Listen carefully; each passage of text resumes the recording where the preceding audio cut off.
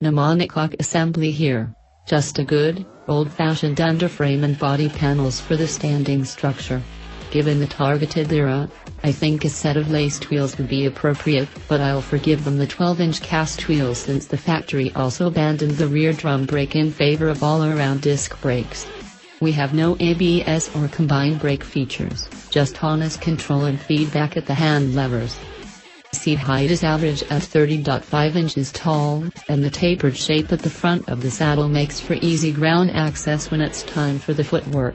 Overall length measures right under 76 inches long with a 51.9-inch wheelbase, numbers that put it in the mid-size bracket, and a 245-pound dry weight that keeps the thing manageable at low speeds. Naturally, that lightweight does nothing to improve tracking, and gusty side winds or pressure waves from passing traffic will be keenly felt. One of the things about not being one of the hoity-toity big guys is that you don't get to charge for name recognition, and those savings get passed directly to the customer. KYMCO lets go of the Like 200i for $2,499 MSRP.